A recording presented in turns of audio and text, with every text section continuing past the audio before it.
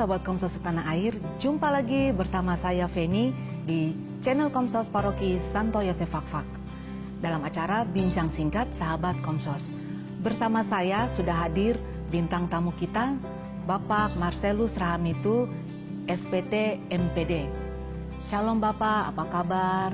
Salam, luar biasa, puji Tuhan. Selamat datang Bapak di channel kami Komsos Paroki Santo Yosef Fakfak.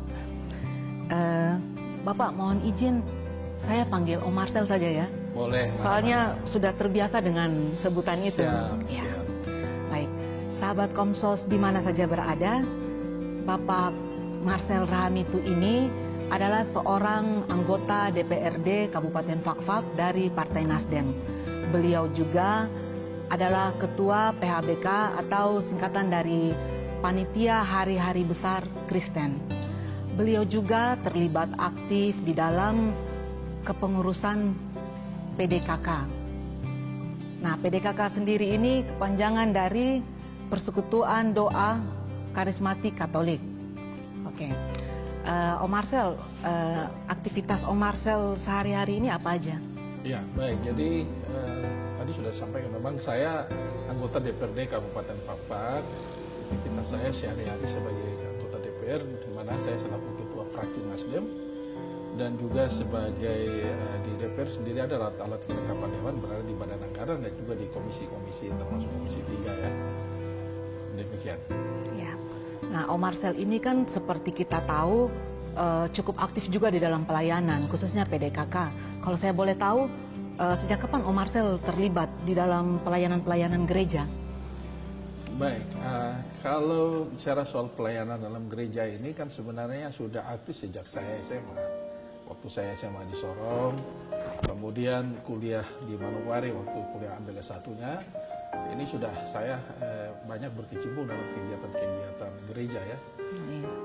Terutama baik kegiatan-kegiatan di paroki, tapi juga saya aktif dalam kegiatan-kegiatan organisasi-organisasi yang ada kaitan dengan gereja secara khusus Katolik. Gitu. Jadi kalau memang mau saya cerita sedikit, khusus sejak saya mahasiswa tahun 2000, kalau saya ingat saya bukan tahun 2000, tahun 1988, 89 kalau tidak salah. Saya waktu itu sebenarnya sudah berada pada posisi kegiatan yang namanya kegiatan mahasiswa, organisasi mahasiswa, yang pada zaman itu karena Manokwari ini kota kecil dan kemudian kita waktu itu masanya merupakan kelas paralel dari Universitas Cendrawasih, sehingga kaitan waktu itu PMKRI belum terbentuk ya, kita belum ada PMKRI, itu organisasi Katolik. PMKRI belum terbentuk, saya sudah di GMKI waktu itu karena Katolik belum ada. Kemudian tahun itu juga terbentuklah kita PMKRI, tetapi masih regionnya dengan Maluku, Ambon. Maka dibentuklah Presidium. Saya sekretaris Presidium dan itu hanya 1 tahun. Wah, luar biasa. Waktu itu di PMKRI Manokwari waktu itu. Setelah itu kemudian jalan aktif dalam kegiatan-kegiatan organisasi Katolik di kampus, kemudian di luar kampus. Itu kita jalan baik di paroki dan juga sampai dengan selesai. Kemudian masih dalam kegiatan organisasi Katolik, saya pernah di yayasan. Yayasan ini juga sebenarnya masih ada kaitannya dengan kegiatan-kegiatan keagamaan yang secara khusus Katolik. Tahun 95 ya, setelah saya sudah sarjana di Sorong, aktif di Kepala Burung. Sebentar, luar biasa. Tahun 95 itu berarti saya masih SD, Om Marcel. Ya pastilah, karena saya waktu itu umur 20-an tahun. Ini mungkin masih kecil. Masih kecil. Ya. Ini sudah berarti Om Marcel ini sudah luar biasa, sangat senior. Ya. Jadi tahun-tahun itu saya di salah satu yayasan, tapi ada kerjasama dengan gereja. Ada beberapa pastor kita di kegiatannya di Sunrise Video Foundation. Kemudian tahun 97, 1999, saya balik ke Fakfak. Kemudian aktif dalam kegiatan-kegiatan yang lain. Ya, organisasi ada beberapa yang saya ikut. Tapi secara Katolik ini kami bentuk waktu itu ada namanya ISKA, Ikatan Sarjana Katolik. Tetapi dalam perjalanan waktu ISKA ini dibubarkan. Tapi saya di ISKA kan ketuanya itu kalau tidak salah Pak John Fati, saya sekretarisnya. Berjalan 1 tahun kemudian dibubarkan. Kemudian tahun 2008 untuk kegiatan-kegiatan gereja saya berada sebagai koordinator Persekutuan Doa Karismatik Katolik. Kegiatan cukup banyak termasuk kita kemudian bersiara sampai ke Jogja, ke Malang. Ada beberapa kegiatan-kegiatan yang kemudian kita ikuti. Terakhir memang sekarang saya sebagai sekretaris ya, sekretaris DPP Dewan Paroki Pastoral Paroki Santo Paulus. Santo Paulus Wagom. Ya. Nah ini Om Marcel, kalau motivasi sendiri, motivasi Om Marcel pribadi untuk aktif di dalam pelayanan dan terlibat langsung di organisasi Katolik. Karena kan kalau mau dibilang Om Marcel ini termasuk cukup aktif juga di gereja, karena ketika masih berdomisili di wilayah Paroki Santo Yosef Fakfak itu, saya seringkali melihat Om Marcel ini tampil untuk membaca bacaan sebagai lektor di mimbar dan juga yang lain-lainnya. Nah ini motivasinya apa sebenarnya nih? Ya luar biasa deh Pen ya. Jadi memang dari awal setelah saya berkecimpung banyak di organisasi-organisasi Katolik, saya dulu tertarik dengan moto dari Yesuit sebenarnya. Kalau kita paham Yesuit itu ada moto, kalau masih saya ingat, Et Maiorem Dei Gloriam. Jadi apa yang kita lakukan untuk semua demi kemuliaan Allah. Itu menjadi sebenarnya moto baik bagi saya sebenarnya. Kemudian saya aktif dalam semua kegiatan baik organisasi di gereja maupun lain, tapi intinya untuk kemuliaan Allah. Oleh karena itu menjadi motivasi saya, biarlah Tuhan selama saya masih bernapas menjadi berkat untuk kemuliaan Tuhan. Itulah yang membuat saya berpikir banyak hal-hal yang saya lakukan untuk menyenangkan hati Tuhan. Ketika kita menyenangkan hati Tuhan, saya yakin berkat dan apa yang kita inginkan pasti dapat. Itulah menjadi permenungan saya yang sebenarnya juga menjadi motivasi untuk saya lakukan itu. Nah, sahabat Komsos, seperti kita tahu, Om Marcel Ramitu ini juga kan ketua PHBK, Panitia Hari-Hari Besar Kristen. Nah, Om Marcel sudah barang tentu di dalam perjalanan sebagai ketua PHBK ini kan ruang lingkupnya ini besar, di luar, bukan hanya di gereja Katolik saja, tetapi ada gereja-gereja Kristen lainnya. Nah, sudah pasti ada banyak sekali tantangan-tantangannya. Mungkin di kesempatan ini Om Marcel bisa menceritakan sedikit tantangan-tantangan sebagai seorang ketua PHBK. Ya, baik. Pen, juga teman-teman sekalian ya, secara khusus Komsos. Sebenarnya di PHBK, pengurus Hari-Hari Besar Kristen sebenarnya, tadinya memang namanya Panitia Hari-Hari Besar Kristen. Sekarang sudah berubah nama menjadi pengurus Hari-Hari Besar Kristen. Yang notabene ini kegiatan-kegiatan pelayanan yang sifatnya oikumenes di Kabupaten Fakfak. Sebenarnya ini sebuah juga motivasi bagi saya, di mana ada dalam perjalanan hidup, perkara-perkara yang kemudian Tuhan berikan kepada saya bisa lakukan untuk menyenangkan hati Tuhan. Tuhan juga berikan perkara yang lebih besar. Perkara yang lebih besar ini tidak pada skop saya di gereja Katolik saja, tetapi Tuhan menempatkan saya sebagai orang Katolik yang kemudian berada dalam lingkup semua denominasi gereja, secara khusus di Kabupaten Fakfak. Dan saya menjadi ketua umumnya. Memang di dalam melaksanakan kegiatan-kegiatan atau sebagai ketua, banyak tantangan-tantangan, banyak hambatan. Bagaimana saya harus bisa menyatukan semua denominasi gereja yang kemudian memiliki latar belakang pemahaman teologi yang beda-beda, tapi kita tetap satu untuk kemuliaan Tuhan. Dalam pengertian bagi kita adalah satu Injil, satu Alkitab, tetapi masing-masing berangkat dari pemahaman teologi yang berbeda. Ini sebuah pekerjaan yang susah. Memang tantangan kita bagaimana menyatukan. Seperti doa Yesus dalam Injil Yohanes 21, bagaimana Yesus berusaha berdoa untuk mempersatukan semua pengikut-pengikut kita. Nah, oikumenes ini sebenarnya sudah dilakukan oleh Tuhan Yesus. Kalau kita dengar cerita Alkitab, suatu ketika Yesus datang bertanya kepada Tuhan Yesus, Tuhan, ada orang yang berdoa menyembuhkan orang atas namamu dan mereka bukan ada bagian dari kita. Tuhan Yesus mengatakan boleh saja. Artinya bahwa sejak zaman Yesus itu perbedaan-perbedaan itu sudah ada, tetapi semuanya adalah satu. Yang Tuhan Yesus ingin merangkul itu dalam sebuah semangat oikumenes.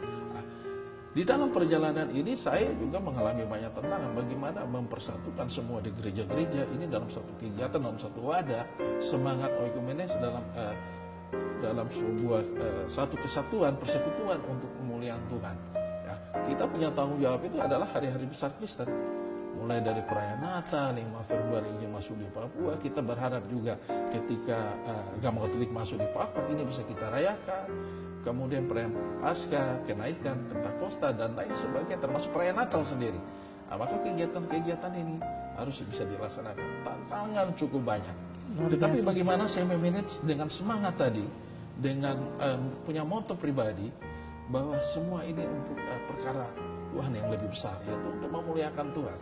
Maka saya coba minta tuntunan Tuhan, minta kekuatan dari Tuhan untuk membimbing kita. Karena tidak ada kekuatan lain kalau kita bicara untuk kemuliaan Tuhan, hanya tuntunan Tuhan lewat Roh Kudus. Seperti itu ya, itu menjadi pengalaman saya. Ya, tapi ini juga merupakan suatu kebanggaan buat kita orang Katolik.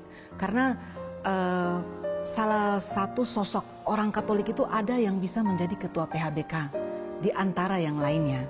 Nah, ini pertanyaan yang paling mendasar untuk Om Marcel sebagai seorang Katolik. Mumpung kita ini sedang berada di bulan Rosario atau bulan Oktober. Sebagai orang Katolik, bagaimana Om Marcel memaknai peran dari Bunda Maria dalam kehidupan kita sehari-hari? Ya, baik, friend. Jadi kita sebagai orang Katolik, di mana saja di dunia ini, sosok seorang wanita, sosok seorang ibu yang kemudian kita kenal sebagai Bunda Maria, ini sosok figur yang kemudian sangat cukup berarti dalam kehidupan kita umat Katolik. Bunda Maria ini secara pribadi saya melihat sebagai sosok ibu yang kemudian menjadi perantara bagaimana doa-doa kita ini pasti akan dikabulkan. Oleh karena itu memang jujur dalam pengalaman hidup saya, Bunda Maria ini saya jadikan sosok yang kemudian kita harus dekat dengan ibu. Seperti lasingnya kita hidup dalam rumah tangga keluarga ya, ketika kita jadi anak-anak yang selalu menjawab kebutuhan kita itu ibu sebagai perantara. Oleh karena itu Bunda Maria di dalam gereja Katolik, dalam pemahaman saya ini sosok figur yang kemudian Tuhan boleh pilih, dan ini luar biasa menjadi bunda daripada Yesus. Di mana kita pada bulan Oktober saat ini adalah bulan Rosario, ini manfaatkan secara baik karena lewat perantaraan doa Bunda Maria, saya sangat yakin sekali pasti doa-doa kita dikabulkan. Ya, dari pengalaman iman saya, ini luar biasa Bunda Maria ini dalam memberikan pertolongan. Kita ingat cerita Alkitab ketika di Kanaan, belum waktunya Tuhan dalam cerita Alkitab, tetapi karena Bunda Maria yang meminta kepada Yesus, maka dikabulkan. Oleh karena itu, sangat rugi ketika kita tidak menjadikan sosok ibu ini, Bunda Maria, sebagai bunda Allah, yang kemudian kita minta lewat perantaran dia, untuk kemudian apa yang menjadi kebutuhan kita, harapan kita, keinginan kita, pasti Tuhan akan kabulkan. Seperti yang di Kanaan tadi saya cerita. Ketika Yesus minta kepada Bunda Maria minta kepada Yesus, untuk kemudian karena kehabisan anggur, dan Bunda Maria waktu belum ada petunjuk apa Tuhan Yesus, Bunda Maria mintalah siapkan semua isi tempayan-tempayan. Dan pada akhirnya mujizat terjadi seperti yang kita pahami bersama ya dalam cerita Alkitab. Artinya bahwa sosok Bunda Maria ini tidak mudah seperti Maria-Maria yang lain, dalam pengertian ibu-ibu yang lain. Bunda Maria ini luar biasa di mata Tuhan Yesus, dan Bunda Maria ini sosok yang dipilih Allah untuk kemudian sebenarnya menjadi bagian dalam mewujudkan semua doa-doa kita. Oleh karena itu di bulan Rosario ini dari tanggal 1 sampai nanti tanggal berapa? 30 apa 30 ya?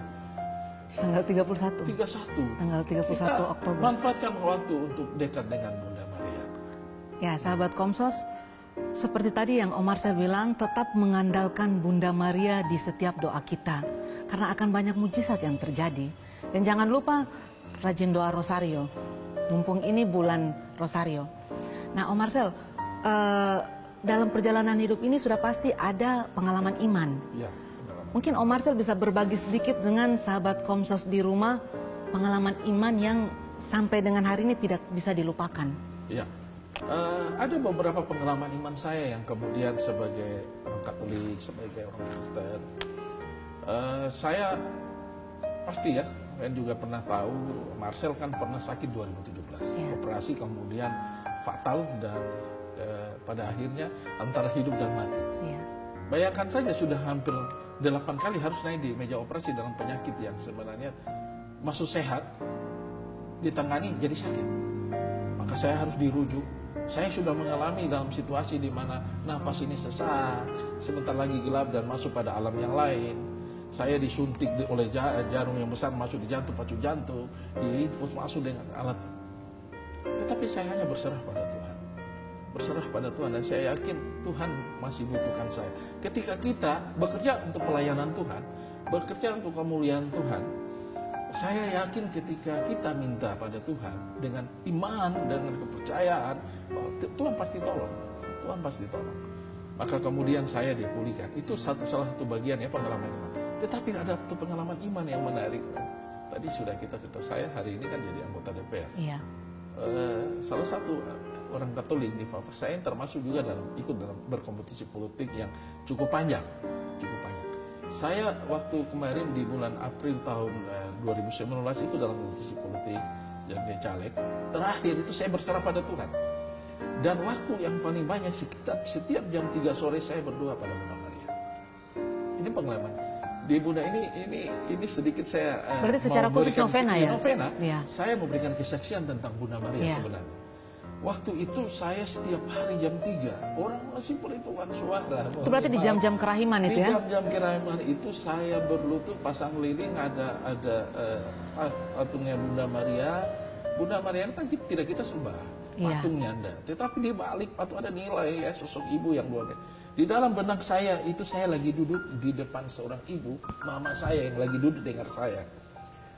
Setiap hari itu saya berdoa, setiap jam 3 saya berdoa untuk minta pertolongan Bunda Maria. Bunda, engkau minta pada Yesus anakmu merubah air jadi anggur, masa kau tidak bisa minta saya jadi anggota DPR? Itu contoh-contoh ya. Itu luar biasa, itu salah satu contoh. Ini menarik, ini jujur. Dan itu sudah saya sampaikan di beberapa tempat pengalaman iman saya. Secara khusus di beberapa tempat, ya di kelompok kita Katolik. Saya sampaikan. Karena ini merupakan kesaksian juga nih. Iya. Saya bilang, Bunda, Yesus bisa kau minta ubah air menjadi anggur, saya minta Bunda tolong saya. Saya sudah cukup lama ini berkecimpung dunia politik. Kali ini jadikan. Dan puji Tuhan, semua terwujudkan.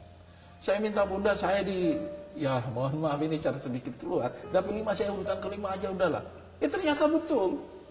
Dan itu luar biasa, Tuhan itu baik. Bunda Maria tidak pernah membiarkan siapa saja yang datang padanya. Begitu saja dia bilang. Sahabat Komsos di mana saja berada, kita ambil sisi positifnya bahwa ini adalah sebuah kesaksian.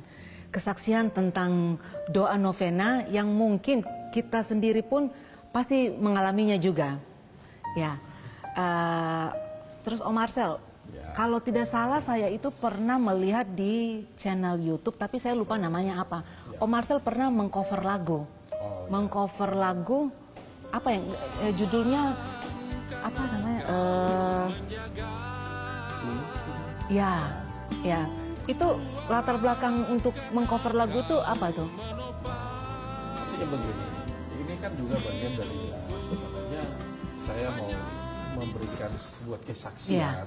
Kesaksian iman kepada kita sekalian bahwa ketika kita ini penuh keyakinan, kita yakin bahwa Tuhan pasti tolong kesusahan kita, pasti semua itu terwujudkan. Nah, kebetulan kami PHBK adalah salah satu program.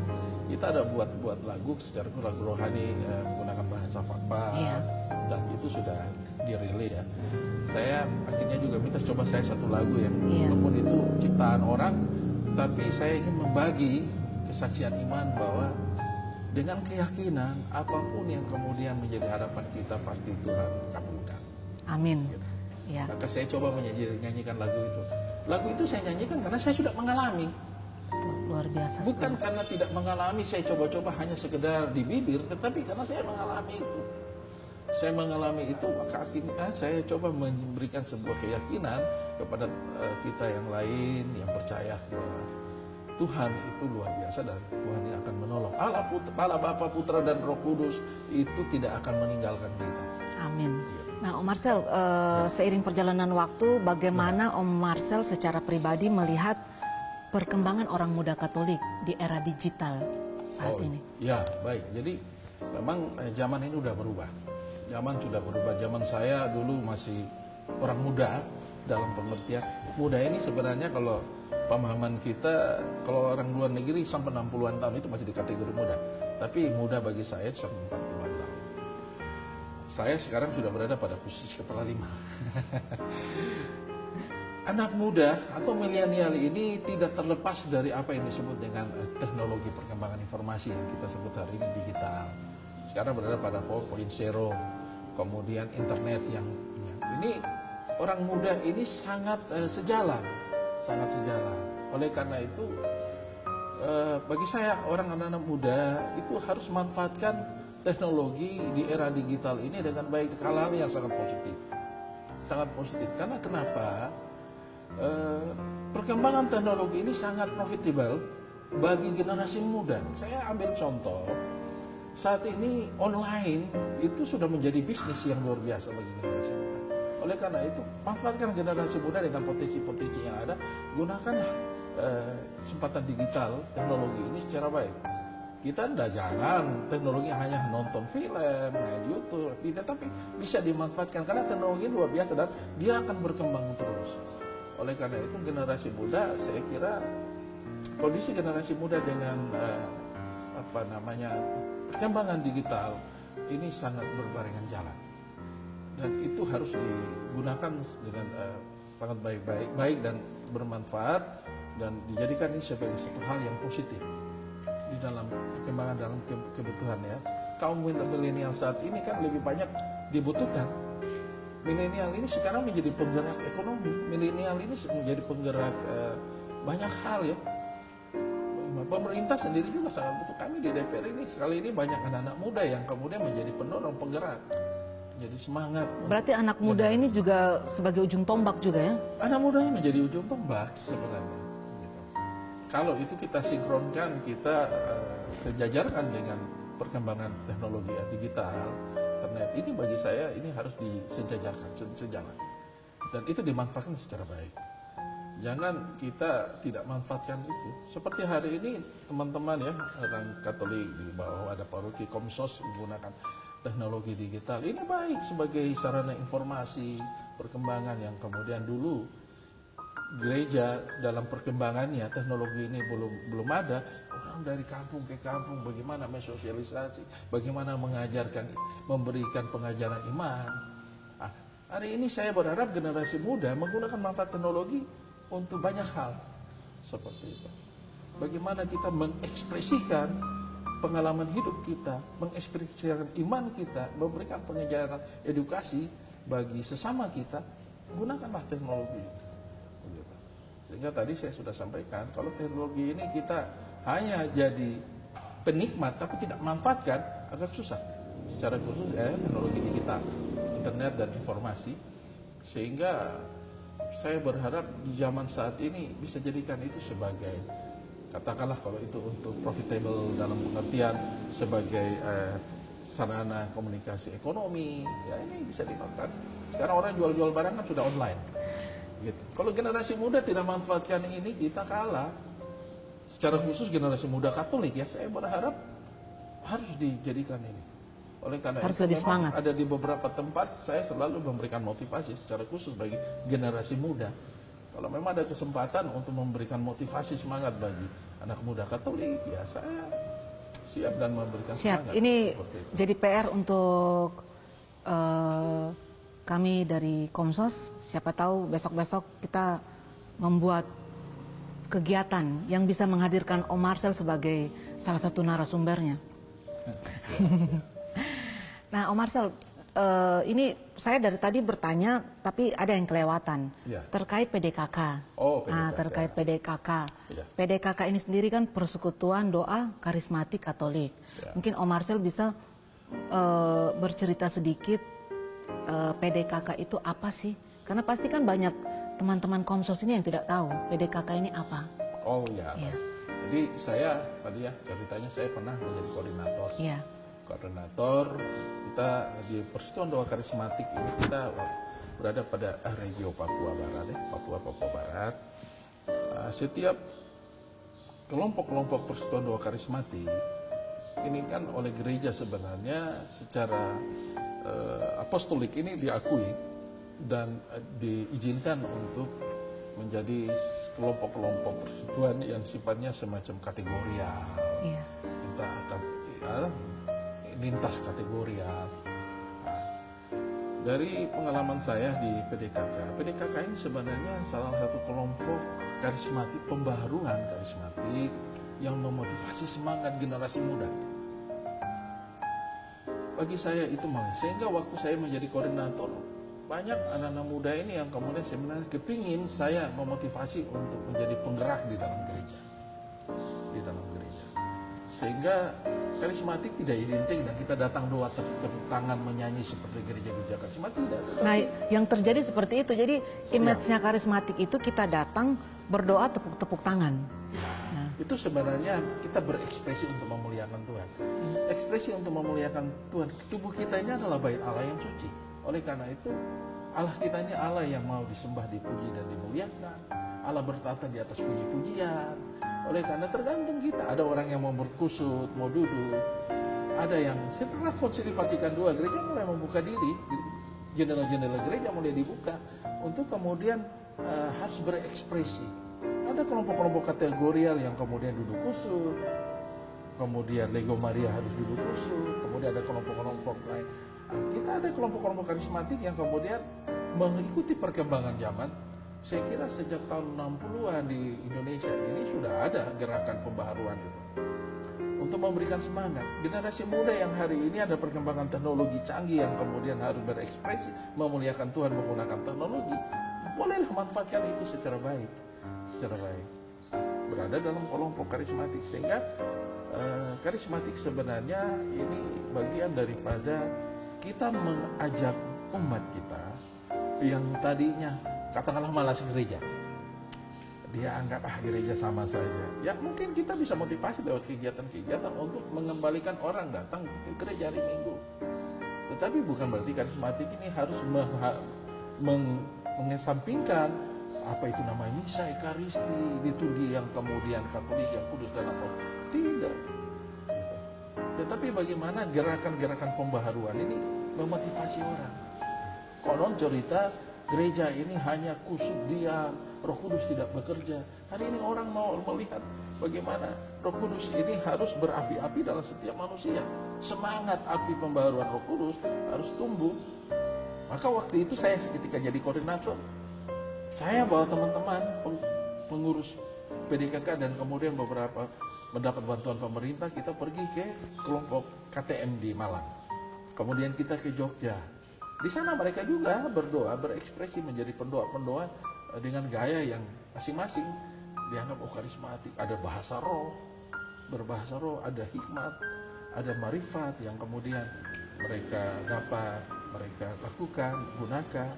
Jadi bagi saya karismatik Katolik ini harus bertumbuh dan butuh sosialisasi yang baik. Sehingga orang bisa melihat bahwa ini kita tidak membuat sebuah gereja baru, pemahaman liturgi baru tidak. Baik, siap. Gitu. Ya. Oh iya, saya hampir lupa. Besok itu tanggal 4 Oktober, hari ulang tahunnya PDKK. Om Marcel, selamat hari ulang tahun PDKK dan juga buat seluruh anggota PDKK di mana saja berada. Selamat merayakan hari jadi. Mungkin Om Marcel ada ucapan selamat? Saya sendiri juga hampir lupa, tetapi memang 4 Oktober ini sebenarnya PDKK kita menggunakan pelindung Fransiskus Assisi. Fransiskus Assisi ini ya 4 Oktober itu sebagai hari pelindung Assisi, dan itu dijadikan sebagai ulang tahun PDKK kalau tidak salah ya, ingat saya seperti itu. Jadi memang ini akan dijadikan sebagai hari ulang tahun lah, boleh. Ini yang keempat atau keberapa saya tidak tahu ya, kelima. Karena sejak 2000 tadi saya sudah sampaikan 2008, 2009 sampai 2010 saya koordinator. Jadi sebenarnya sudah cukup lama. Jadi memang pada kesempatan ini kalau besok itu ulang tahun, saya menyampaikan ucapan selamat bagi Persekutuan Doa Karismatik Katolik Fak-Fak. Jadi ada istilahnya Persekutuan Doa Pembaharuan Karismatik Katolik Fak-Fak. Semoga dengan bertambahnya usia ada semangat spiritual bagi kita umat Katolik, dan kemudian PDKK juga harus menjadi garam dan terang, memotivasi kita meningkatkan iman pada Tuhan Yang Maha Kuasa di dalam gereja, untuk bagaimana umat ini kita hantar untuk menjadi berkat bagi sesama kita. Ya, amin. Om Marcel, di kesempatan ini juga mungkin Om Marcel bisa membagikan motivasi dan juga harapan-harapannya Om Marcel pribadi kepada orang muda Katolik. Ya, baik. Jadi sebenarnya ada korelasi dengan tadi yang sudah saya sampaikan dalam perkembangan zaman hari ini. Kita jangan secara khusus bagi generasi muda. Generasi muda ini di mana-mana saja itu menjadi penggerak, menjadi penopang kekuatan bangsa negara, menjadi penggerak. Secara khusus di gereja ini generasi muda juga menjadi pilar sebenarnya, menjadi kekuatan untuk gereja. Oleh karena itu saran harapan, kemudian bagaimana saya ingin menyampaikan kepada generasi muda ini harus generasi yang penuh semangat. Kita tidak boleh loyo ya, tidak boleh menunggu. Kita harus proaktif, kemudian ikut dalam perkembangan zaman, itu harus bisa memposisikan diri untuk bersemangat. Ingin cari tahu itu paling penting, dan manfaatkan apa yang kemudian menjadi perkembangan zaman saat ini, itulah masuk ke situ, dan gunakan hal-hal ini secara positif, merangkul sesama anak muda untuk kemudian menjadi penggerak di dalam gereja, seperti itu. Sehingga yang tadi sudah saya sampaikan, ingat perkembangan zaman saat ini, generasi itu menjadi pilar semangat, manfaatkan teknologi saat ini itu untuk kebutuhan dan kemudian bermanfaat bagi kehidupan kita secara khusus, baik di dalam keluarga, kemudian dalam organisasi maupun dalam gereja, untuk kemudian ini berkembang bersama-sama. Kita tidak boleh kalah dengan generasi muda lainnya, secara khusus bagi generasi muda Katolik. Saya berpikir kita tidak bisa hanya gagah-gagahan, katakanlah itu di Pemuda Katolik atau mungkin di PMKRI atau OKP yang lain, tetapi kita harus menjadi penggerak, menjadi pelita, menjadi pemberi semangat bagi kita yang lain. Terlebih adalah kita menjadi berkat sebenarnya bagi generasi Katolik. Oleh karena itu sebenarnya anak muda ini berperan banyak di dalam kegiatan-kegiatan gereja. Saya berharap memang anak muda, katakanlah di dalam perayaan-perayaan hari besar, itu harus menjadi penggerak, menjadi proaktif dalam kegiatan-kegiatan pelayanan. Bagaimana gereja disiapkan, bagaimana menopang kegiatan liturginya, bekerjasama dengan pastor paroki, dewan paroki, dan lain sebagainya. Saya berpikir itu yang paling penting. Dan manfaatkanlah perkembangan zaman ini untuk kepentingan-kepentingan yang positif. Ya, tadi sudah saya sampaikan ya. Bicara soal ekonomi sangat profitable.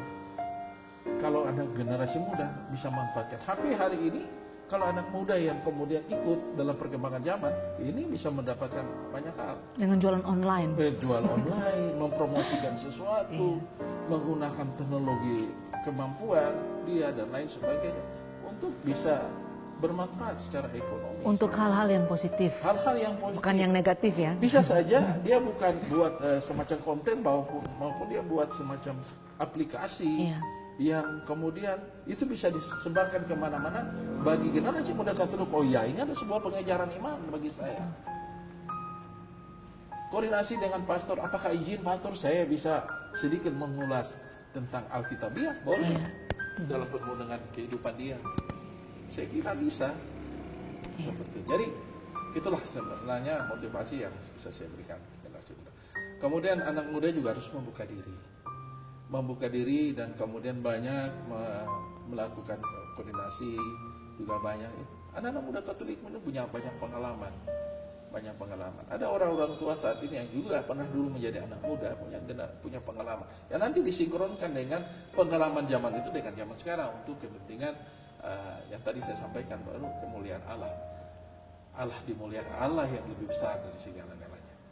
Seperti itu ya, Fen, yang juga teman-teman. Oke. Sahabat Komsos di mana saja berada, banyak hal-hal baik, hal-hal positif yang bisa kita ambil dari bincang singkat hari ini bersama Om Marcel. Luar biasa sekali, Om Marcel ini penuh semangat dan tetap mengandalkan Tuhan di setiap aktivitas dan juga selalu mengandalkan Bunda Maria di setiap doa. Demikian bincang singkat sahabat Komsos. Tetap tonton channel Komsos Paroki Santo Yosef Fakfak. Jangan lupa like, komen, subscribe dan juga share agar kami tetap bersemangat di dalam membuat konten-konten yang lebih bermanfaat. Ikutin juga Facebook Komsos Paroki Santo Yosef Fakfak agar bisa mengetahui perkembangan-perkembangan terbaru tentang gereja kita. Terima kasih Om Marcel sudah mau menjadi narasumber dan sekaligus bintang tamu di channel Komsos Paroki Santo Yosef Fakfak. Ini merupakan suatu kehormatan bagi kami. Baik, terima kasih ya, dan juga teman-teman Komsos secara khusus Paroki Santo Yosef Fakfak ya. Kalau ada hal-hal yang kurang berkenan, saya mohon maaf pada kesempatan ini dan sukses untuk Komsos Fakfak, dan saya berharap Komsos Fakfak juga menjadi wahana informasi dan terlebih adalah menjadi pelita dan garam bagi sesama. Amin. Semangat Komsos.